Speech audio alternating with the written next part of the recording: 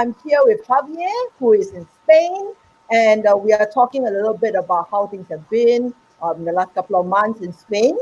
Spain, for those of you who are not aware, is the country with the highest COVID numbers in all of Europe.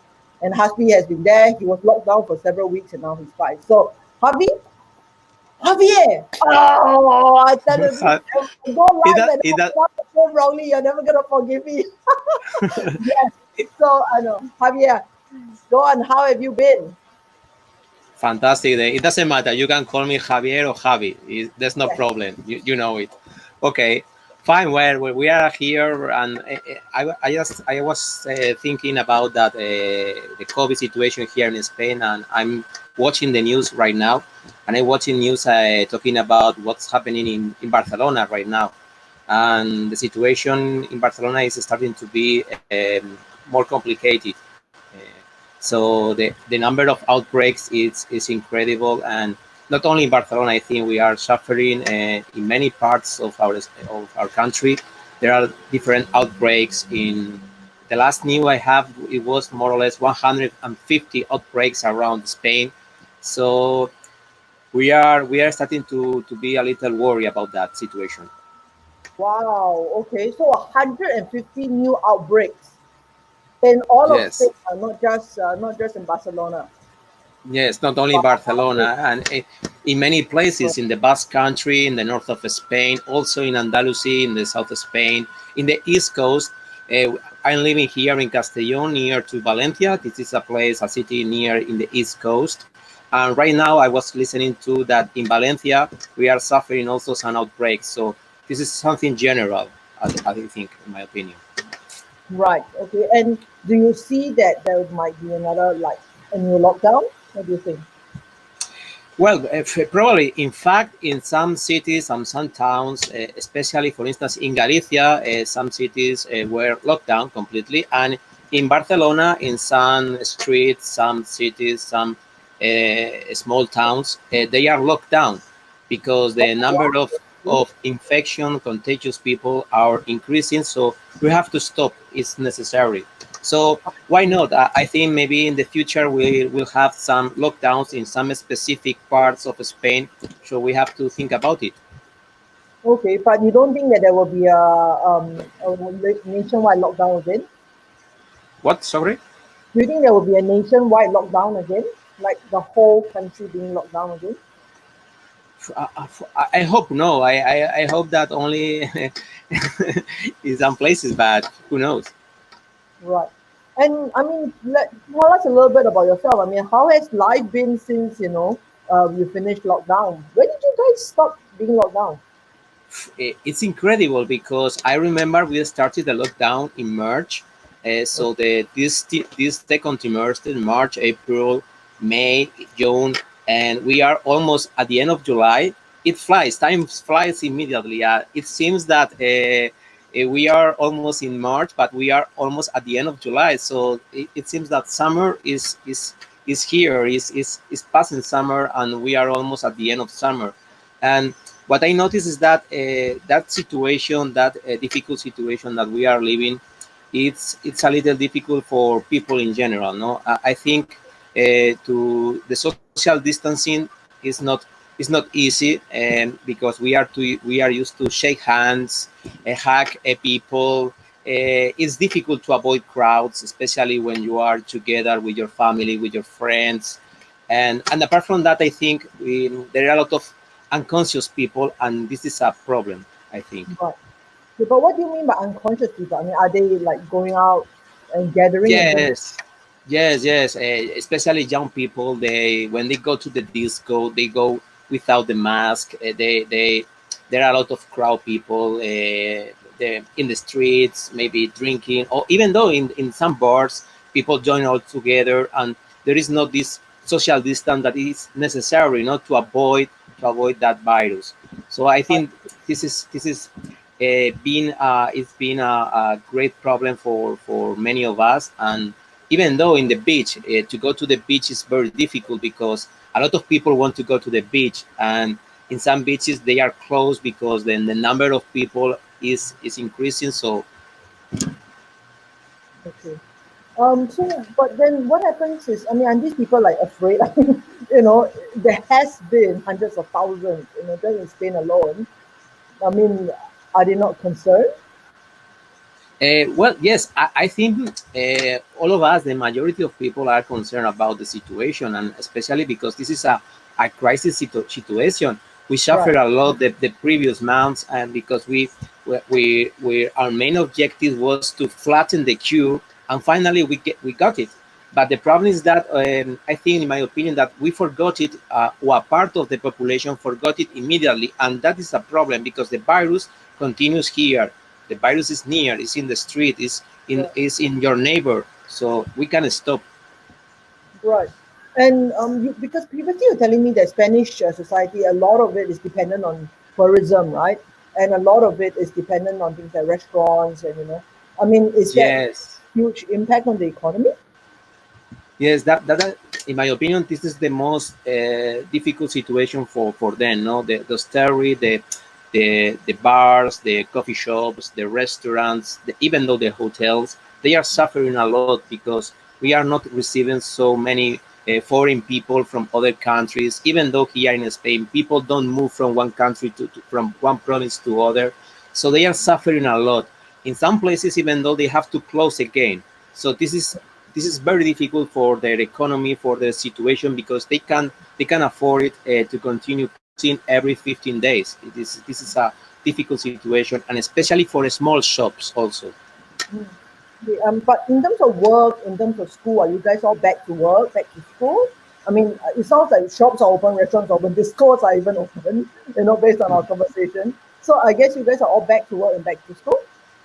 Yes, yes. Well, I think in that sense we learn a lot from our previous situation. And for instance, I give classes. I work as a lecturer in a university in Castellón, and for instance, we decided during the last 3 months we decided to give classes online. So we are preventing that situation that in September maybe we have to continue again with that. So we are going maybe to mix between offline classes or online classes. But we are preparing for that situation. I think many workers are working from their homes, but the problem is that, as I was telling you before, these people that they are in shops, in restaurants, because their business, they need to open their business, and that is the problem. Right.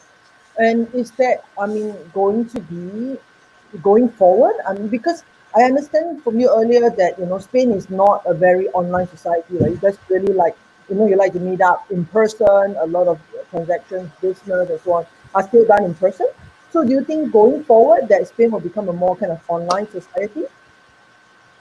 Yes, I think this is a crisis that it must help us to look forward and to do things better, even though because that situation, the situation right now, I think it's developing our better skills. For instance, we have to do classes and to use some platforms like Skype, Google Meets, and these kind of things.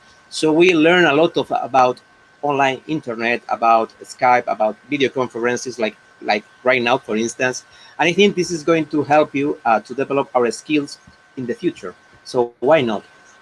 Yeah. Okay. So you really feel that it will be one of those situations where a lot more will be online. You're developing new online skills. Yes, Okay. yes, yes, absolutely, Okay. absolutely. Okay. So it sounds like there has been a bit of a shift in terms of the society. Would you say so? Yes, yes, because there are a lot of people talks about the new normality. No, this is the question. No, which is the new normality, the normal situation. And I think that we have to think about that. The past is the past, and the future, who knows? But the reality is that the virus is here, and we have to work and do things maybe differently, and we have to avoid to have the virus very near, and these kind of things. Yeah. So I mean, do you think that there is going to be I mean, there's going to be the virus with you for like the next 1 year, the next couple of years? Maybe because I think the problem is that virus is that it's very difficult because the people are asymptomatic and you don't know if you have the virus, and the virus is in the environment, and maybe you don't have it, but there is your neighbor that he has the virus and he can contaminate you, and this is I think the main problem is that no the virus is spread around the world, and not only here in Spain, also in the States you can see the number. I just lost Javier. But for those of you who are here with us, so just a little recap of what's been happening. Javier shared with us that a lot of it is still the safety of the virus. They're going actually more online, which is something that the big thing. And also that there's been a lot of tourism and tourism is not down for the budget, and that is still contributing to that. So but still, I mean, despite all of that, people are having issues with. Yes, hi. I was just giving them a quick recap of what you've said. Since I've lost you, um, no problem. I mean, now that you're back, yeah. So I mean, when you talk about this new normal, is it going to be a huge change in terms of like going online? People, kind of not dependent on foreign tourists anymore, and I guess the economy as well is changing. Will that be a big difference? Yes, I think this is completely true. No, I think we need to work also online at home, and of course this is the new reality that we say no before, and we have to continue no with our normal lives. But I mean, what is normal now for you? I mean, what would you consider to be normal? Is wearing masks going out normal? Is meeting people, is there like a risk? I mean, what is normal now? Yes, I think that the problem is that the normal life is that is what is it's happening right now. So maybe all of us would like to have the life that we had before 3 months ago, but this is the reality. So I think the best that you can do is okay. You have to assume it. You have to continue with your life, with your day to day at work, and this is the normal life. This is the situation right now. So of course I would like to be as in March and hug people, shake hands, and this approach that is very is very usual here in Spain. Wow, okay, you're a brave man, Javier. Brave. But we have to be practiced. That is the reality. Yeah. So going forward, what would you think would be the biggest change in Spanish society after this is all over? Well, I think that there are a lot of changes, and especially because I think many companies are starting to think about if it is necessary to go to work to the office. I think there's many in some sectors, like in the bank account, the bank sector, for instance, they realize that it's not necessary that every day people go to the bank office and they work there, because you can do the same homework at home. So I think this is an important question, and of course, for instance, I'm mentoring some companies through internet too. Before as I work, I go to the company, I sit down with the store manager or the entrepreneur, and we chat together and we discuss about the company. But right now we can do that with any platform, any online platform, and it's completely safer. Safety is cheaper. It's equally efficient. So I think these kind of things are going to change our life absolutely. Right. And for those of you who are not very familiar with Spanish culture, actually, even for myself as well, Javier and I have been talking about how the culture is like, and it really is very, very much offline. I think almost nobody works from home. Everybody meets in restaurants to see their friends. Yeah. Yeah. Everybody hugs and like hugs people. Like wow, it's such a shocking thing to do now. So I think Yeah. quite different from a lot of us here in Asia, where we do have a lot of online life. We are very much in social media. We're very much meeting online. Getting food delivered, for example, stuff in retail delivered from Amazon. I think this change of actually going to work from home, shopping from home is very much more drastic, what you say, for Spanish society. Yes, in fact, the percentage of people who decided to buy online increased a lot. Even though some suppliers says that done more than 400 percentage of increases in sales in some even though webs, and but it's true. Apart from that, we like to be in the streets. We like to go to the restaurants. The average of bars here in a huge number of cities is almost one bar each 10 people, or you can imagine some places. So Yeah. it's incredible. In some towns, in some villages, you can find that average. Mm. That's because in Spain we have nice weather, nice places to visit, and the tourism is very important for us. So all these things, all these ingredients make us to live in the street. So that is important because of that. Okay, right.